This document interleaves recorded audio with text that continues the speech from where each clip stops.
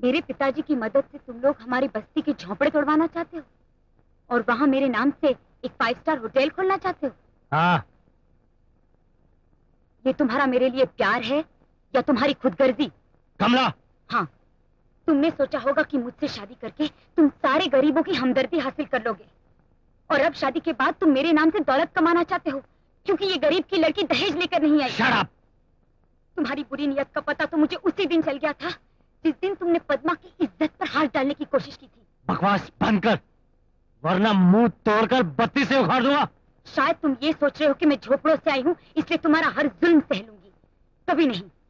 आज तुम्हारे पिताजी से मैं ये पूछ कर रहूंगी कि खद्दर का सफेद लिबास पहनकर सीने में काला दिल रखकर वो गरीब जनता को कब तक धोखा देते रहे।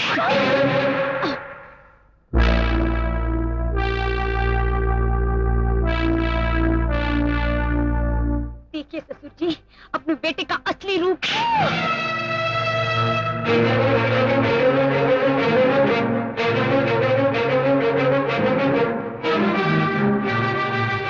नीच, तुमने मुझ पर हाथ उठाने से पहले ये तो सोच लिया होता कि मैं तुम्हारी बहू हूँ।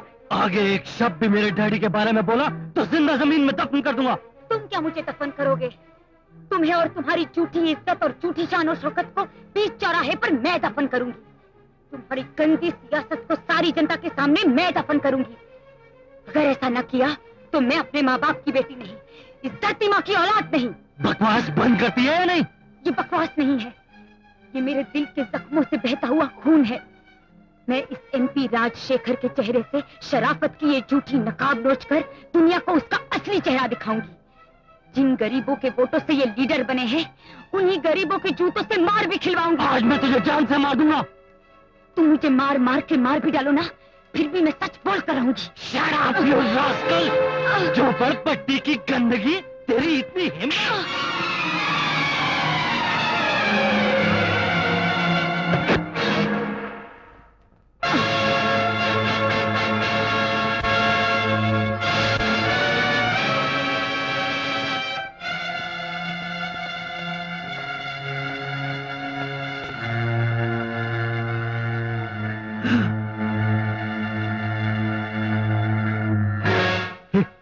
ये तो भर गई। अब क्या होगा? अब नीचे जाकर जल्दी से मिट्टी का तेल ले आ, इसे जला देते हैं और लोगों से कहेंगे कि इसने आत्महत्या कर ली। हाँ, लेकिन डैडी हमारे घर में तो सब गैस के चूल्हे हैं, मिट्टी का तेल कहाँ से लाऊं? अबे गधे की औलाद, कार में से पेट्रोल ले आ, जल्दी कर।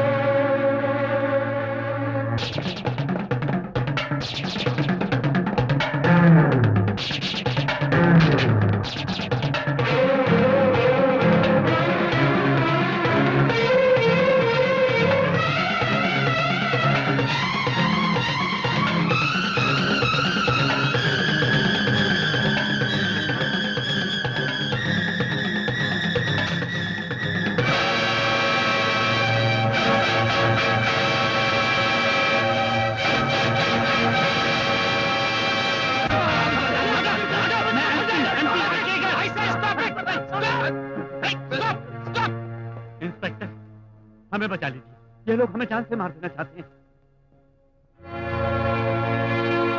मिस्टर रघु, ये आपकी बीवी की लाश है? जी इंस्पेक्टर साहब। इनकी मौत कैसे हुई? आत्महत्या कर ली। आप चुप रहिए दोनों, मैं इनसे पूछ रहा हूँ। हाँ, बताइए। आत्महत्या खुदकुशी कर ली। ये खोटा बोलता है इंस्पेक्टर, ये दिखावे के आंसू है। ये लोग आज मेरी बेटी को चलाया है इंस्पेक्टर साहब। एक मिनट। मिस्टर रघु, आपको मेरे साथ पुलिस स्टेशन चलना होगा। और गणेश बाबू, आपको चलिए। आइए चलिए। हवलदार, लाश को पोस्टमार्टम के लिए भेज दो।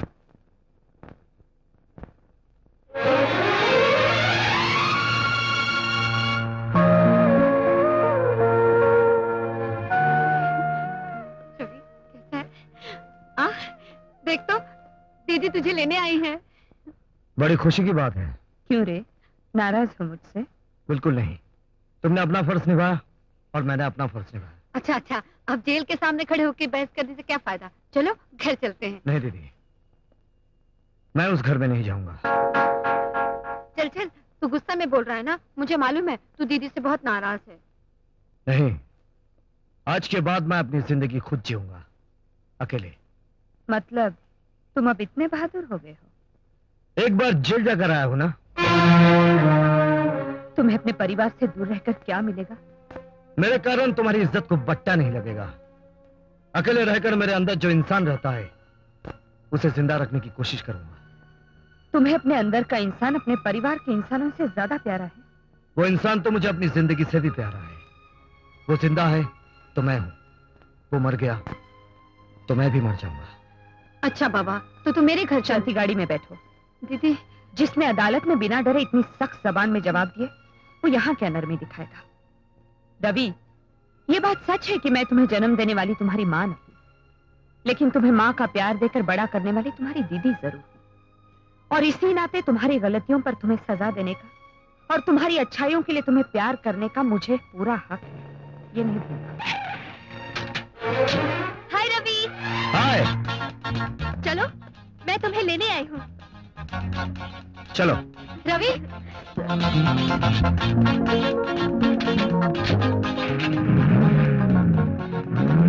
अरे दीदी, ये वही लड़की है ना जिसने उस दिन भरी अदालत में ये कहा था कि रवि ने उसकी जबरदस्ती पप्पी ली? लेकिन दीदी, उसके बाद तो रवि जेल चला गया, फिर ये उसको कहाँ मिली? दोनों में प्यार कब हुआ? मेरा तो माथा घूम गया। ये आजकल की लड़कियों पर तो विश्वास ही नहीं करना चाहिए। नहीं, ये झूठ है। मैंने अपनी मर्जी से कमला से शादी की थी, फिर मैं उस देवी की कैसे हत्या कर सकता हूँ? ये मेरे खिलाफ साजिश है। ये नालायक, एक तो बेरहमी से मेरी बेटी का खून किया और ऊपर से दुनिया के सामने मगरमच्छ सरी का आंसू गिराकर बचना चाहता है। Order, order. मिस्टर रघु, तुमने सब इंस्पेक्टर सोहन को यह बयान दिया कि जब तुमने अपनी पत्नी की चीख सुनी तो तुम फौरन किचन की तरफ दौड़े, राइट? हाँ। उस वक्त तुम कहां थे? हॉल में। तुम वहां अकेले थे या कोई और था तुम्हारे साथ? मेरे पिताजी थे मेरे साथ में। तुमने एफआईआर में तो कोई ऐसा जिक्र नहीं किया। नहीं, मेरे पिताजी वहां बिल्कुल नहीं थे। मैं बिल्कुल अकेला था। लेकिन अभी अभी तो तुमने पब्लिक प्रोसिक्यूटर से कहा कि तुम्हारे पिताजी तुम्हारे साथ थे। मैं जिस वक्त अपने पिताजी से फोन पर बात कर रहा था, उस वक्त मैंने चीख सुनी थी, इसलिए मैंने ऐसा कहा। ओहो, तो तुम ये कबूल करते हो कि जिस वक्त तुमने चीख सुनी तुम उसके बिल्कुल करीब थे, तो तुमने उसे बचाने की कोशिश क्यों नहीं की?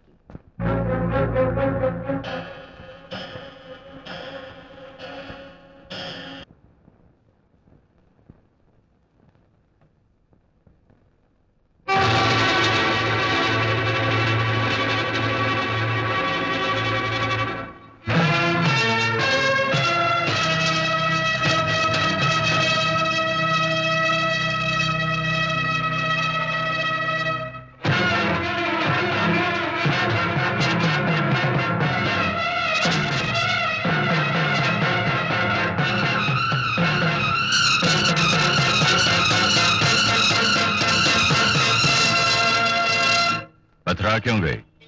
तस्वीर खिंचवा रही हो क्या? या पिछली जिंदगी की तस्वीरों को याद कर रही थी? अरे अपना सगा पति और सगी बेटी होने के बावजूद ये लावारिस बेसहारों की तरह जिंदगी गुजार रही हो। पुरानी यादें तो सताएंगी ही। मेरी बच्ची कैसी है? अच्छी है, बिल्कुल अच्छी है, मगर तुम्हारा छोड़ा हुआ पति, ये हाल है उसका। अरे होना तो ये चाहिए था कि इतनी बड़ी जज का पति होने के नाते तुम्हारे आलीशान बंगले में रहता, तुम्हारी गाड़ी में तुम्हारे साथ ठाठ से बैठकर ऐशो आराम की जिंदगी जीता। मगर देखो, पुराने कपड़े पहनकर सस्ती सी सिगरेट पीकर जिंदगी काट रहा हूं। मेरी बच्ची कहाँ है? तुम्हारे साय से बहुत दूर है। उससे मिलने को मन करता है ना? हाँ, तुमने उसे अपनी कोख से जन्म जो दिया, माँ के दिल के प्याले से ममता तो छलकेगी। मिलाऊंगा, जरूर मिलाऊंगा, लेकिन उससे पहले तुम्हें मेरी एक छोटी सी मदद करनी होगी। तुम्हारी अदालत में कत्ल का एक केस चल रहा है कि एमपी राजशेखर के बेटे ने अपनी बीवी को जान से मार डाला। तुम्हें सिर्फ ये फैसला करना है कि उसने वो कत्ल नहीं किया। तुम्हारी मांग में ये चमकता हुआ सिंदूर, तुम्हारे जिस्म पर यह खूबसूरत रंगीन साड़ी आज इसलिए है कि तुम्हारा पति यानी कि मैं अभी जिंदा है। इसलिए अपने सुहाग को, अपनी शान और शौकत को जिंदा रखने के लिए तुम्हें मेरी मदद करनी ही होगी। करोगी तो तुम्हारी बेटी की जिंदगी सुधर सकती है, और नहीं तो तुम अपनी बेटी की शक्ल जिंदगी भर नहीं देख सकोगी। इतने साल बीत जाने पर भी तुम्हारा ये रवैया नहीं बदला। जहरीले नाक के दांत उखाड़ दिए जाएं, तो भी वो डसने की कोशिश जरूर करेगा। तुम तो मुझे एक बार इस तरह डस चुके हो कि मेरी जिंदगी तबाह हो गई, सब कुछ लुट गया। उस जहर का असर उतारते उतारते बरसों गुजर गए। मैं बेजान सी होते हुए भी जी रही हूँ। आज तुम फिर डसने आए हो। मेरी बेटी के लालच में मुझसे कानून और इंसाफ का खून करवाना चाहते हो?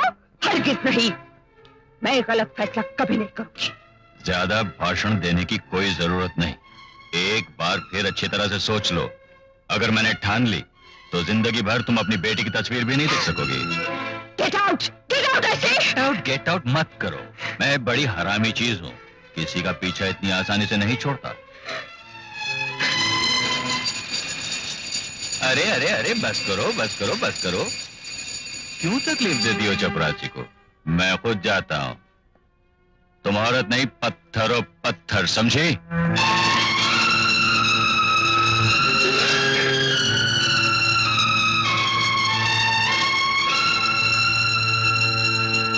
मैंने तुझे क्या करने के लिए भेजा था और तू क्या करके चला आया?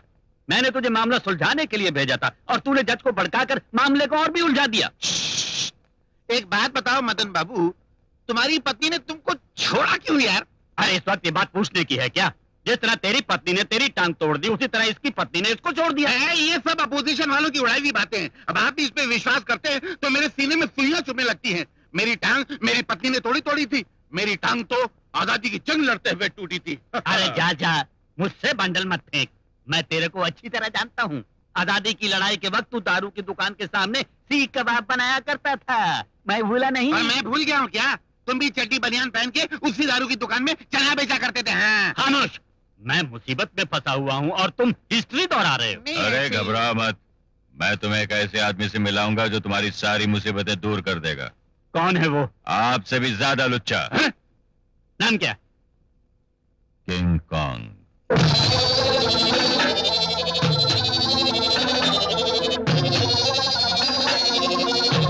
नमस्ते जी।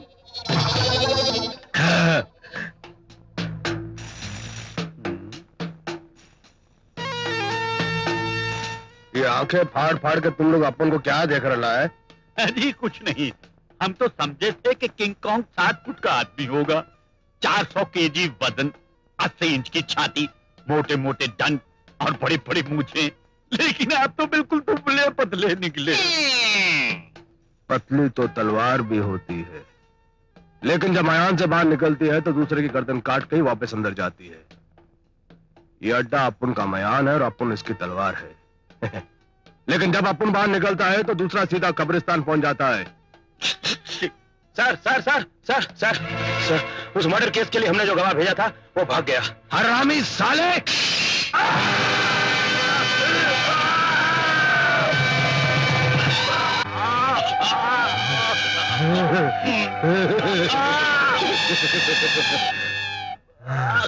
थोड़ी तो तमीज होनी चाहिए ना।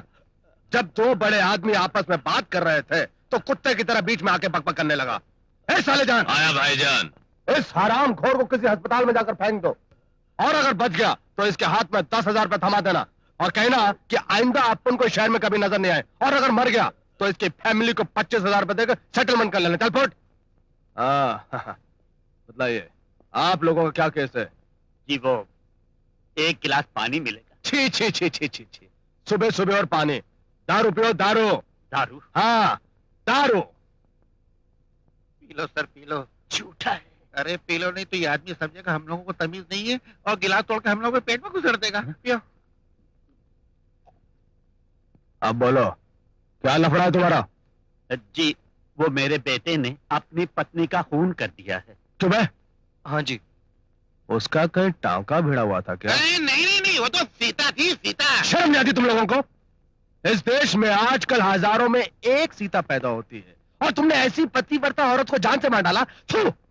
निकलो यहाँ से कुत्ता, निकलो, फट! सर सर किंग कॉन्ग साहब, इसने उसे जानबूझकर नहीं मारा। पति पत्नी का आपस में झगड़ा हो गया था, उसने जरा सा धक्का लगाया कि वो टेबल से टकराकर मर गई।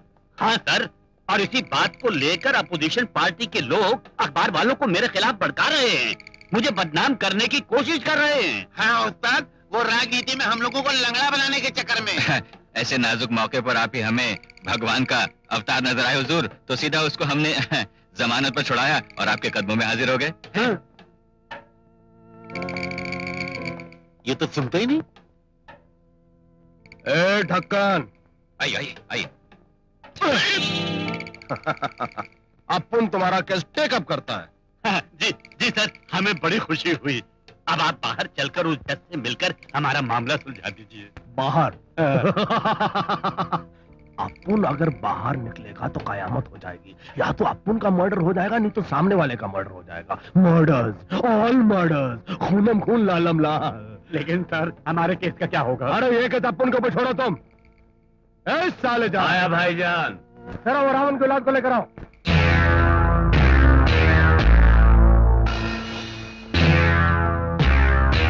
आज से ये तीनों तुम्हारे गोद लिए हुए बेटे हैं। इनका खाना पीना सोना होना सब तुम्हारे ऊपर। मगर ये पनिशमेंट कैसी? पनिशमेंट नहीं, सेटलमेंट। वो जज खुद तुम्हारे बेटे को लेकर तुम्हारे घर पर आएगी और बोलेगी, एमपी साहब ये लो तुम्हारा बेटा, केस खलास, फिनिश। और अब तुम लोग बेफिक्र होकर यहाँ से फूट लो।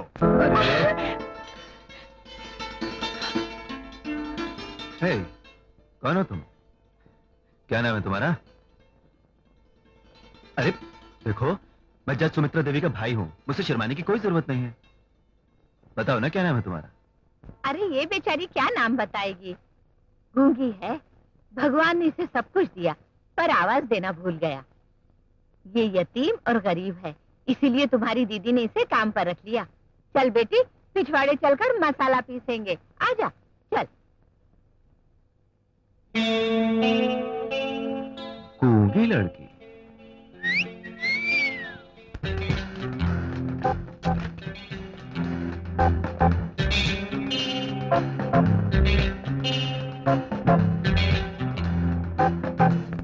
इस बार दिवाली के कपड़ों ने मेरा तो दिवाला निकाल दिया। 10,000 की टांग दे गए।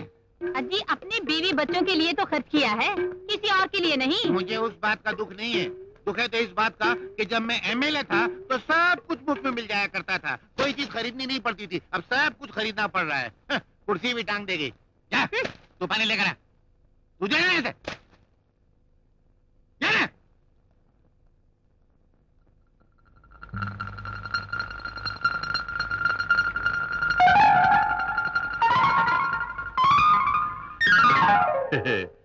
बेचारा दुकान वाला मुझे शरीफ समझा, मैंने उसको 1000 रुपए की टांग दे दी।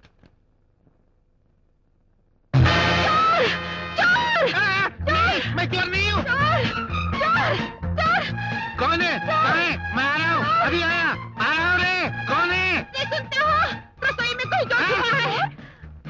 पिताजी आप ऐसा कीजिए, अंदर जाके फौरन चोर को पकड़ लीजिए। नहीं बेटी, ऐसे मौके पे जज्बात से काम नहीं लेना चाहिए। तू एक काम कर, तू उस चोर को पकड़ के रख, मैं मेरी पिस्तौल लेकर आता हूँ। अच्छा। तू खड़े खड़े क्या मुंह देख रही है? क्या पुलिस को बुला लिया?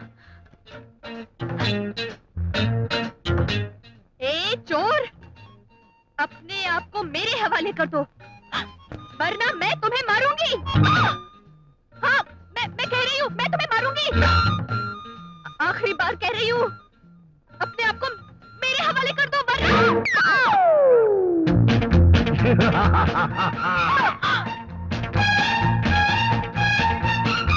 चोर मिल गया? मिल गया पिताजी। क्या कर रहा है? मुझे लूट रहा है। ऐसे कैसे हो सकता है? ये घर लूट सकता है मगर तुझे कोई नहीं लूट सकता। मैं आ रहा हूँ। मगर उसको पकड़ के रखा है ना? हाँ पकड़ के रखा है, एकदम कस के। एकदम कस के पकड़ रखा है। पहले सियाना बनता है, सिर फोड़ दूंगा। घूम इधर। तुम आपका दामाद। ये कहाँ से निकाला? लो, हाँ? मैं ये लेके जा रहा हूँ। ये लड्डू का नहीं है। पकड़ो चोर चोर। अरे तू क्या कर रही है? पकड़ो उसको। चोर चोर पुलिस पकड़ो। अरे कोई भी नहीं है। My father. ठीक है, Okay? ओके। ये पूजा, हाँ? बापू कड़क तो नहीं है ना? रामदीन, नमस्ते। पापा, पापा, ये कृष्णा है। आओ कृष्णा, आओ आओ।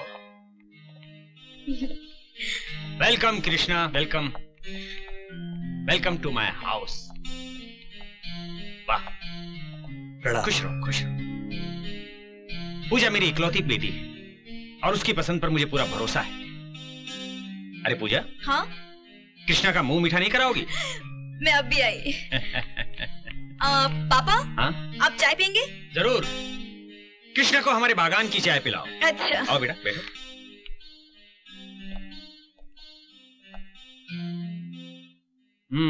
कहाँ रहते हो बेटा? फिलहाल अपने दोस्त के साथ लवली गेस्ट हाउस में रहता हूँ, मगर बहुत जल्द कुछ कर लूंगा मैं अपना। कौन से कॉलेज में पढ़े हो? कॉलेज नहीं, मैंने भारत टेक्निकल इंस्टीट्यूट में मैकेनिकल ड्राफ्टमैन का डिप्लोमा किया है। तुम्हारी फैक्ट्री कहाँ है? फैक्ट्री? जी, मैं मिनरल वाटर कंपनी में स्टॉक कीपर का काम करता हूँ, मगर मेरे काम से बहुत खुश है वो, बहुत जल्दी परमानेंट कर देंगे।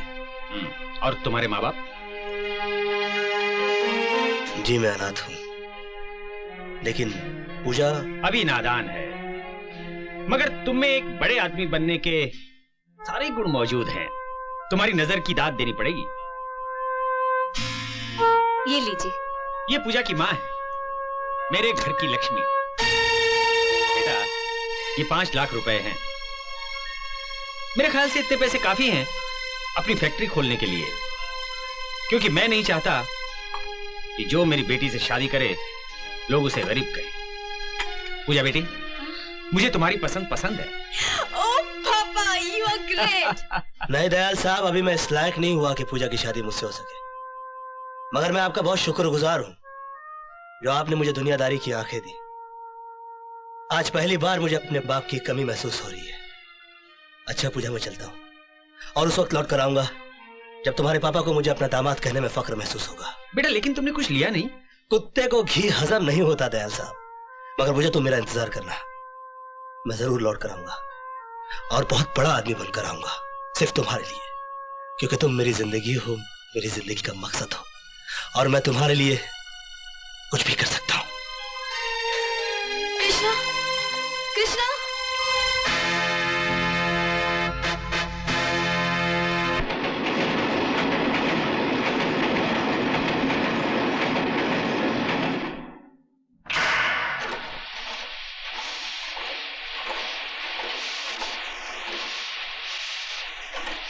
सर, मैं कृष्णा बोल रहा हूँ।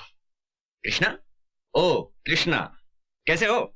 ठीक हूँ सर, पूजा से बात कर सकता हूँ? अरे भाई, बड़े आदमी बन गए कि अभी तक वही कुत्ते हो जिसे घी हजम नहीं होता?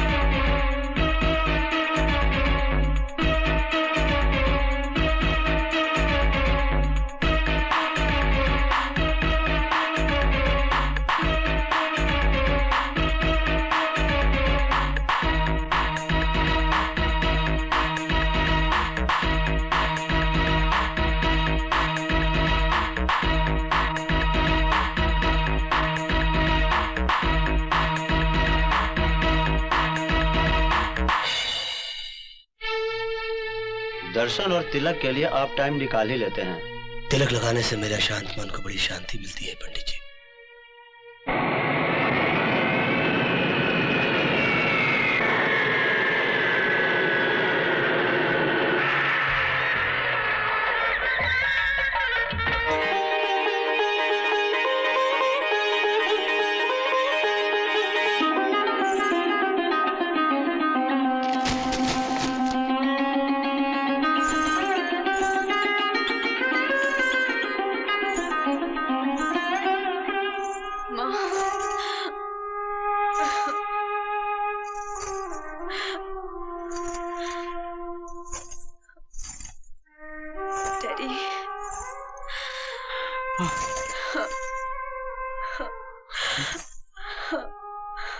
बेटी, माँ बाप जो कुछ भी करते हैं औलाद की खुशी के लिए करते हैं। इंसान जो कुछ भी चाहता है वो उसे मिल जाए, ये जरूरी नहीं है बेटे। मेरे पास तुम्हें देने के लिए नसीहतें और दुआओं के अलावा और कुछ नहीं है। इन्हें अपने आंचल में बांध लेना। अब तुम्हारे संस्कार ही मेरे सिर की पगड़ी है। अगर तुम्हें अपनी खोई हुई चीज अब नजर भी आए तो चेहरे से घूंघट उठाकर भी मत देखना। बस यही कहानी है मेरी।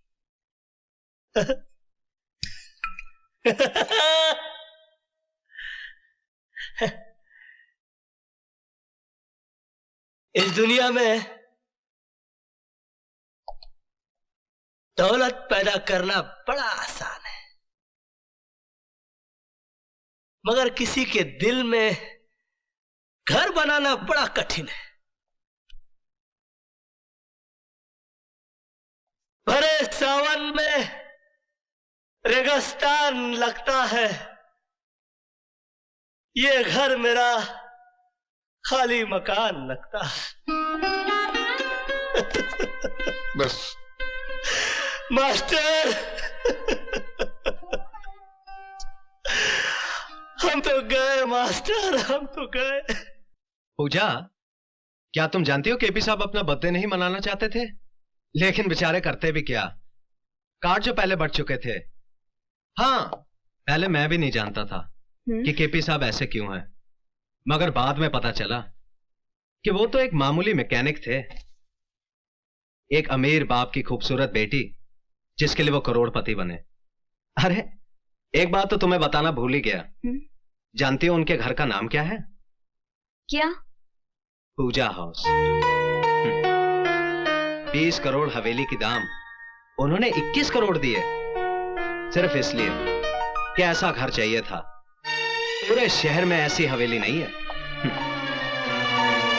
और इसीलिए उन्होंने राजा साहब की हवेली खरीद ली। मालूम है बड़े आदमी का घर कैसे पहचाना जाता है? जब उसके घर में पार्टी हो और गाड़ियों की लंबी लाइन लगी हो।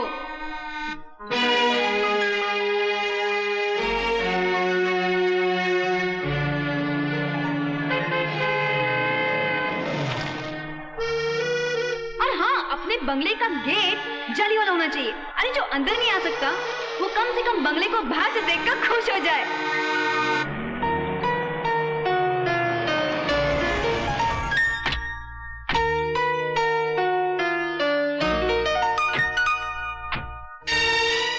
गाड़ी रुकने के बाद जब शोफर दरवाजा खोले तो लगना चाहिए कि पार्टी सॉलिड है। आओ पूजा। हाँ? चले?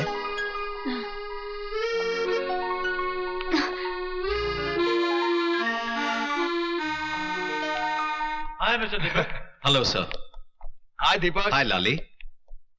नमस्ते भाभी जी। नमस्ते। कैसी हैं आप? आइए मैं आपको पैलेस दिखाता हूँ। आइए आइए, रामा रामा, क्या पैलेस है। मैं एक्सक्यूज मी दीपक जी, मैं इनको पैलेस दिखा दूं। आइए भाभी जी, आइए आइए। सुना है केपी साहब ने यह महल अपनी महबूबा की पसंद से बनवाया था, लेकिन किस्मत का खेल देखिए भाभी जी, उस बेचारी की शादी कहीं और हो गई। रामा रामा। जब हॉल में एंटर करें तो राज कपूर की फिल्मी सेट की तरह सीढ़ी जानी चाहिए ऊपर। अरे ये तो कुछ भी नहीं है भाभी जी, ऊपर जाके देखिए, बहुत सी कमाल की चीजें हैं देखने लायक। रामा रामा।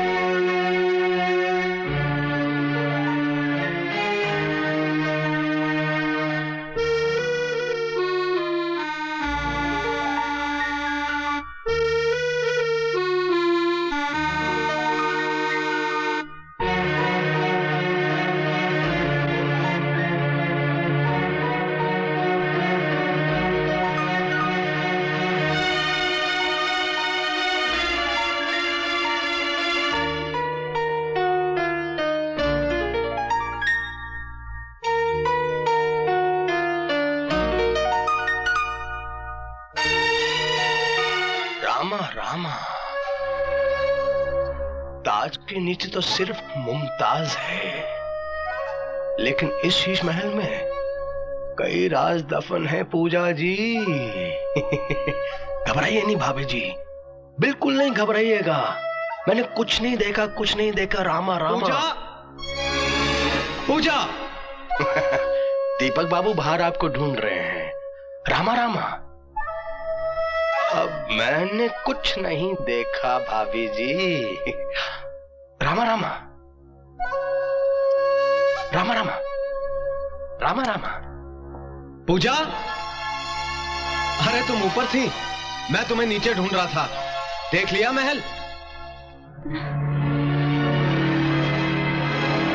क्या हुआ पूजा, तुम कुछ परेशान सी लग रही हो?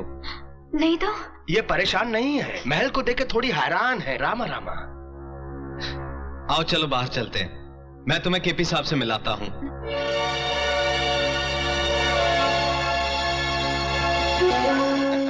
रामा रामा। सर, आप जियो हजारों साल, हर साल के दिन हो 50,000। मुझको लंबी उम्र की दुआ न दो, जितनी गुजरी नागवार गुजरी है। मुझे इस बात की खुशी नहीं है कि आज मेरा जन्मदिन है, बल्कि इस बात की खुशी है कि मेरी गम भरी जिंदगी का चलो एक और साल कम तो हुआ। जिंदगी की उम्र इनके दुश्मनों की कम हो। मैं तो कहता हूं भाइयों, इस महफिल की उम्र भी इनको लग जाए। क्यों रामा रामा?